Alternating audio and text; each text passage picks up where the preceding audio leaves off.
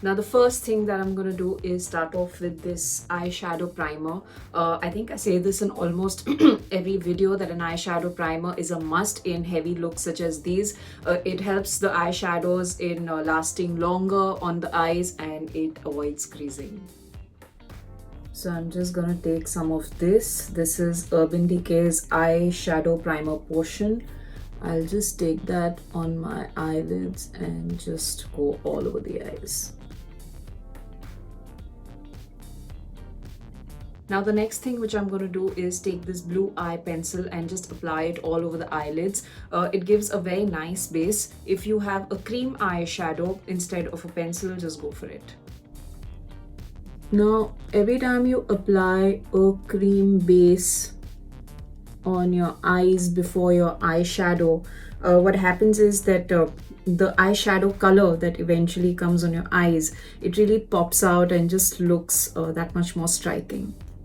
So I'm just going to fill up my eyelids with that.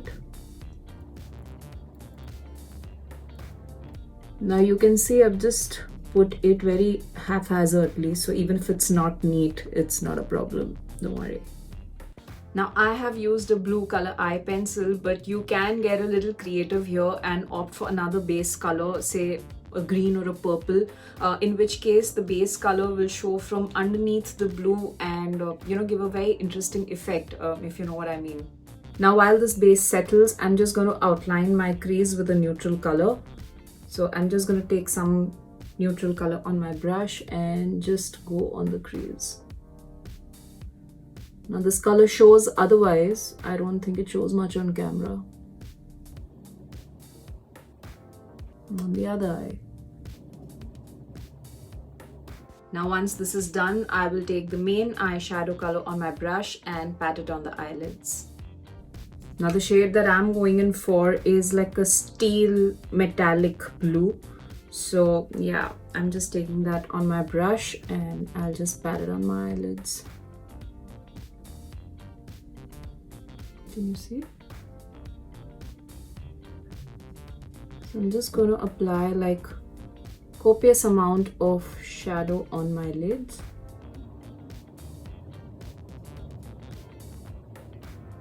Now I've already put in like lots of blue on my eyes. I'm just going to blend in both the colors so that there are no visible fine lines. If you want, you can just dip in your brush again in that neutral color and blend out everything.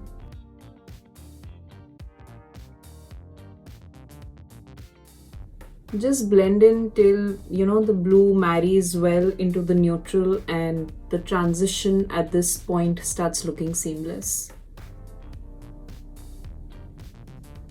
Now never mind if there's any mess on the sides, you can always clear it up with some concealer. Just take some concealer on a Q-tip like this and you can just clear off the excess.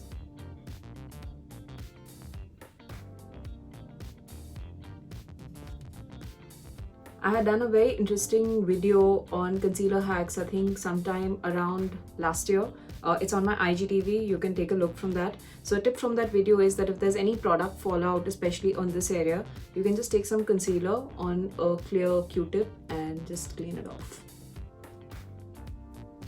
Now you can just take a very light metallic shade. I usually use my highlighter. I'm just going to take a little bit of that and highlight my brow bones.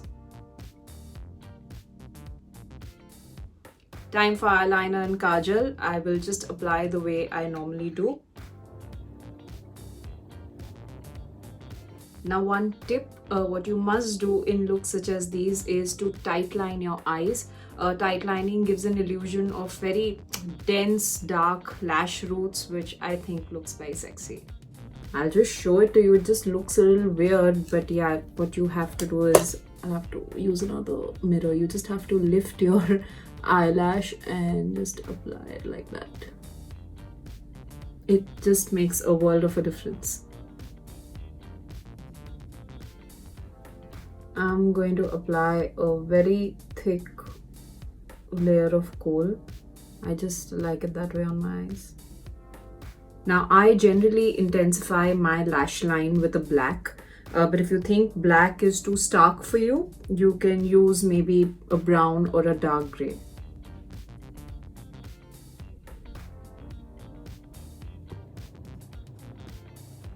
Now, no extensive eye makeup look is complete without the mascara, and I generally apply like tons of it.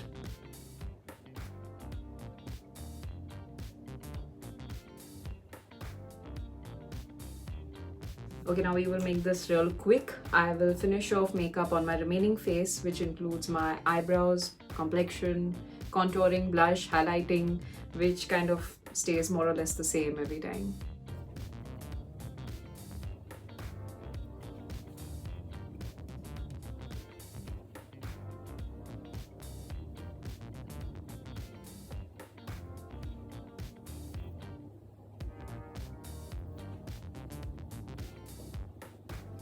Now I generally apply some concealer on my lips before I apply lipstick. I just feel my lips get a better shape when I do that.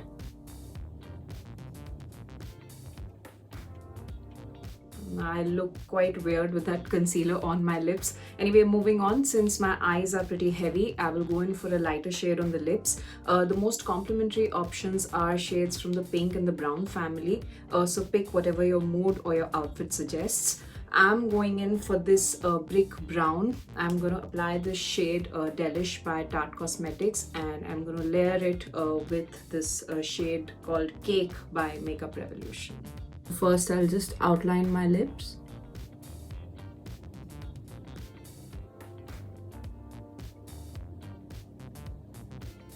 Next, I'm just going to apply my lip color.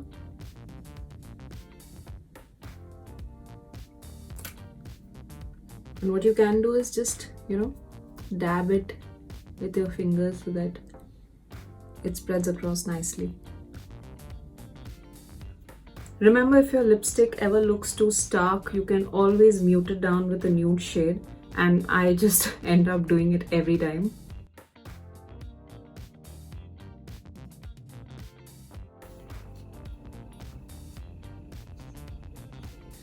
I will just go in with some setting spray so that this whole thing stays.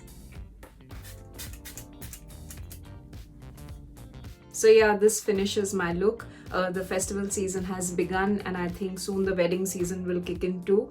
This look fits into almost every occasion that way. Do try this one and let me know how your look turns out.